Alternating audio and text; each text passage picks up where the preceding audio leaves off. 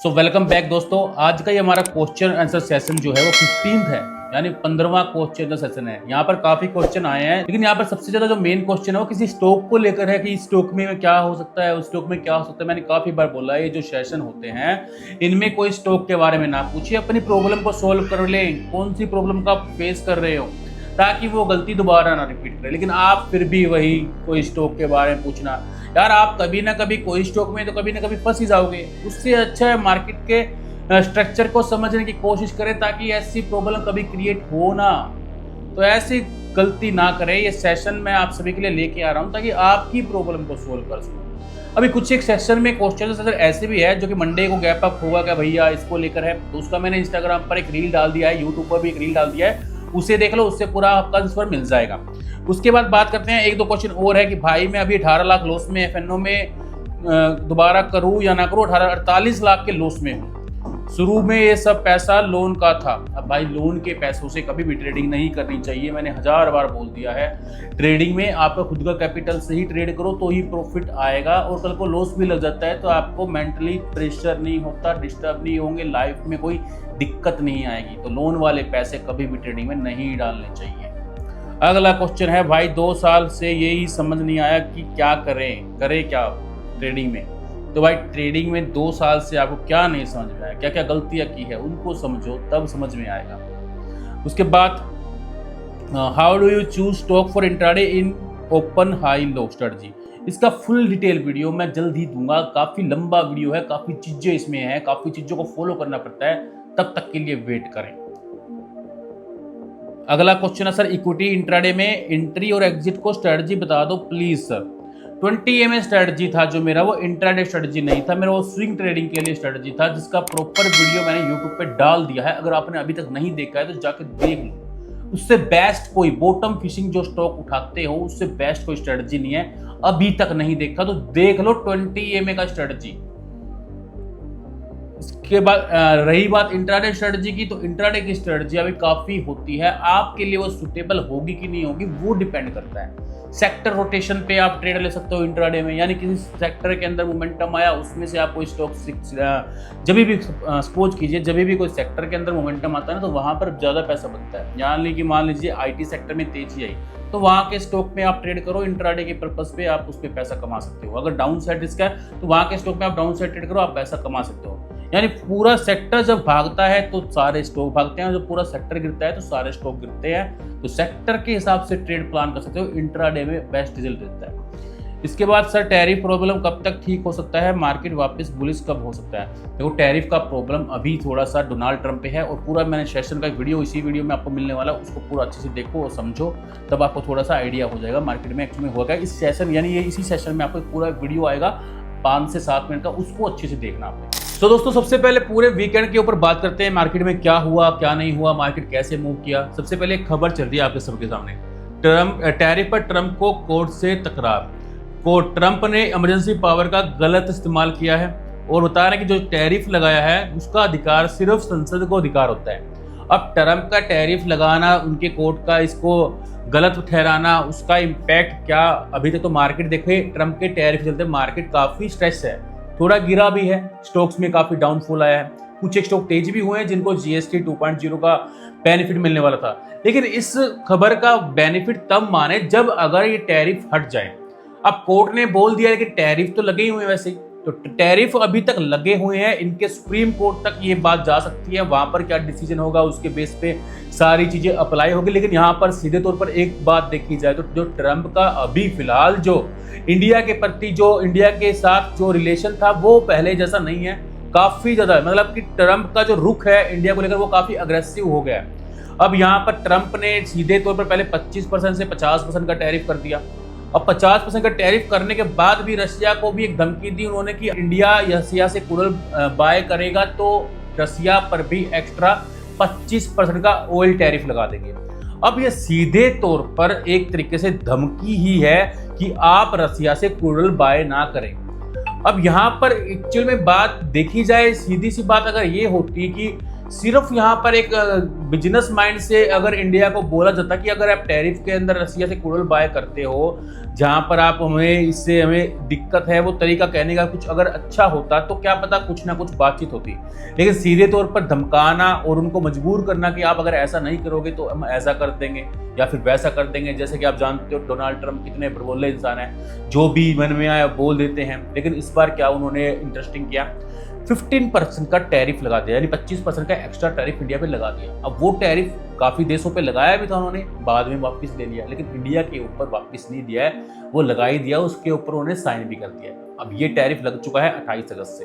अब 28 अगस्त के बाद से जो भी एक्सपोर्ट होगा इंडिया की तरफ से यूएस के लिए, तो काफ़ी चीज़ों पर 50% का टैरिफ जो लगा हुआ है वो लगेगा। और इन्होंने काफ़ी स्लैब में कोई चेंजेस नहीं किए हैं जो इनको बेनिफिट होने वाला था, तो उनमें उन्होंने कोई चेंज नहीं किया, सिर्फ उन्हीं में चेंज किया है जिससे इंडिया को बेनिफिट ना हो। अब इसका सोल्यूशन हमारे देश के प्रधानमंत्री मोदी जी ने भी काफ़ी चीज़ें कर रहे हैं, जापान से मीटिंग कर रहे हैं, चाइना से मीटिंग कर रहे हैं, और भी काफ़ी कंट्रीज से बातचीत चल रही है ताकि हम जो टैरिफ का जो इम्पैक्ट है हमारे पर जो आने वाला है उसको कितने हद तक कम कर सकते हैं, तो वो देखा जाएगा। लेकिन मार्केट का इस पर असर क्या रहने वाला है, तो अगर एक्चुअल में टैरिफ के चलते मार्केट का प्रेडिक्शन देखा जाए तो यहाँ पर सभी को लग रहा है कि देखो साफ साफ दिख रहा है कि एफआई का जो सेलिंग आ रहा है और टैरिफ के चलते जो मार्केट में एक फेयर बना हुआ है वो कहीं ना कहीं काफ़ी हद तक रहने वाला है।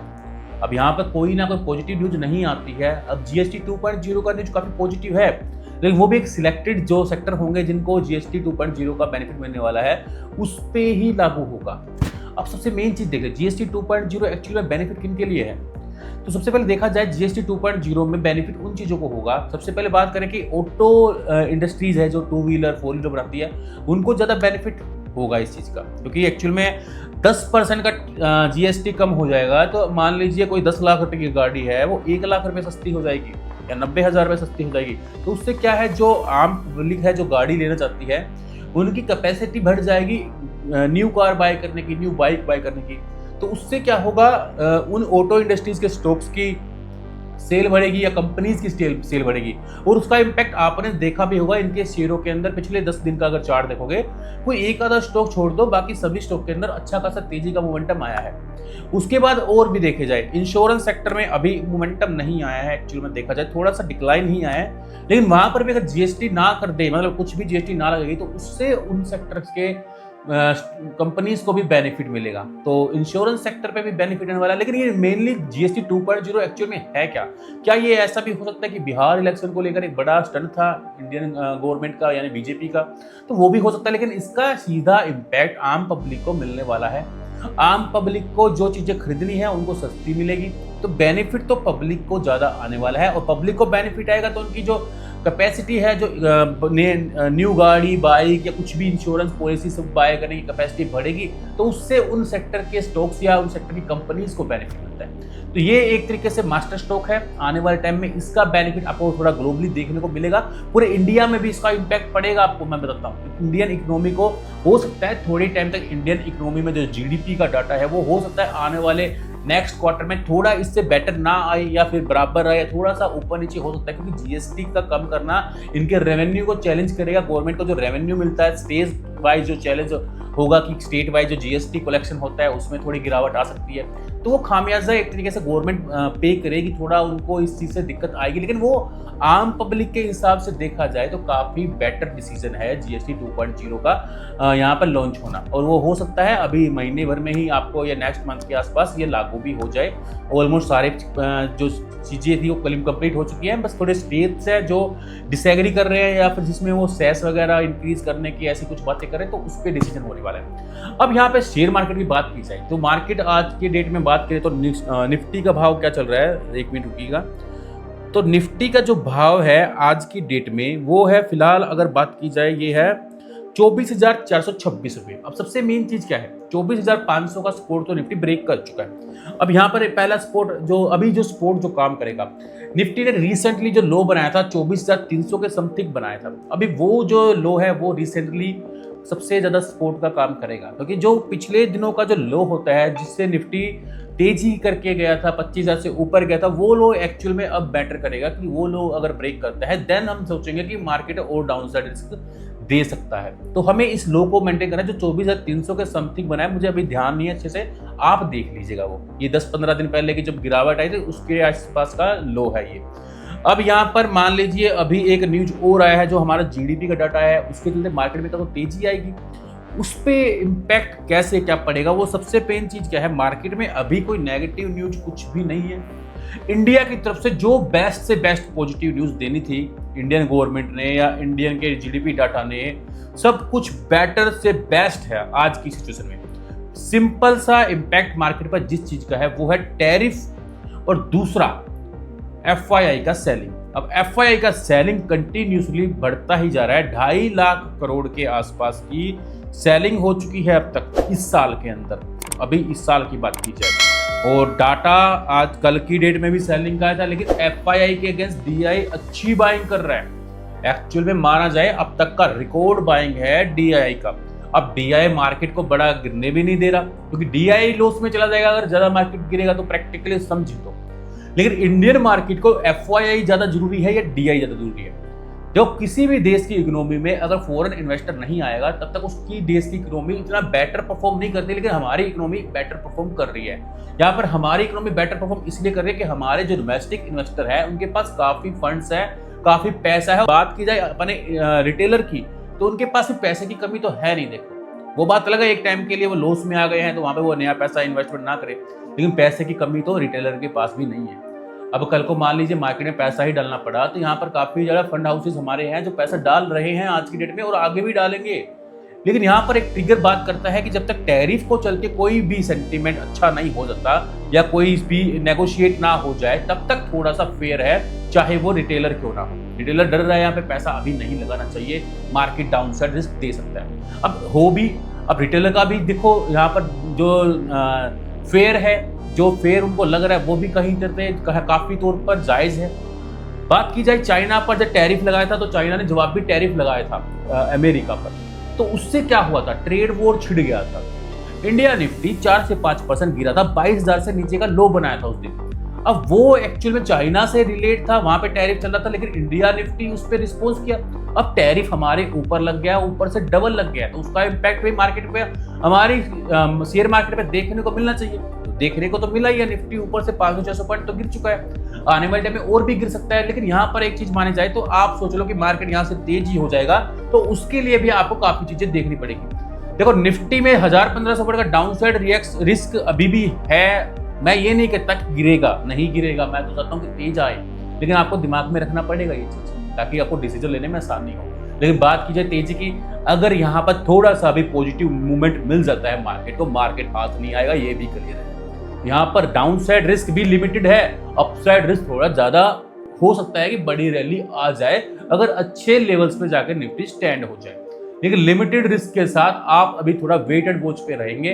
मंडे का मार्केट गैप अप खुलेगा, गैप डाउन खुलेगा, उससे कोई फर्क नहीं पड़ेगा। सपोज कीजिए हर बार निफ्टी पिछले दिनों भी मंडे को गैप अप खुला था, जब निफ्टी पे काफी वीडियो ट्रेंडिंग में आ रही थी कि 1000 पॉइंट निफ्टी तेज खुलेगा। काफी न्यूज मीडिया वाले चैनल वाले एंकर्स तो 1500-2000 पॉइंट की रैली भी बोल रहे थे। निफ्टी 25,000 से ऊपर खुला भी और वापस 600 पॉइंट तोड़ दिया। तो एक्चुअल में देखा जाए तो जीएसटी 2.0 के बाद तो मार्केट गिरा ही है एक्चुअल में पूरा। अगर 10 दिन का सेशन काउंट कर ले तो यहाँ पर तेजी भी एकदम से नहीं आ रही है। और सबसे मेन चीज बता देता हूँ, अगर आप ट्रेडर हो, तेजी हमेशा एकदम से तेज हो गया मार्केट और वहां से स्टेबल करके और नहीं तेज होता तो मार्केट में तेजी नहीं आती है। मार्केट तेज हुआ 300 पॉइंट, वहां पर थोड़ा टाइम पास कर रहा है, 2 दिन टाइम पास किया, 50 पॉइंट ऊपर नीचे हो रहा है। उसके बाद अगर फिर से 200-300 पॉइंट की तेजी नहीं आती है तो मार्केट रिकवर नहीं करेगा, या फिर मार्केट एक दूसरे कंडीशन में ही तेजी आएगी, या तो एक बड़ा पैनिक क्रिएट हो जाए।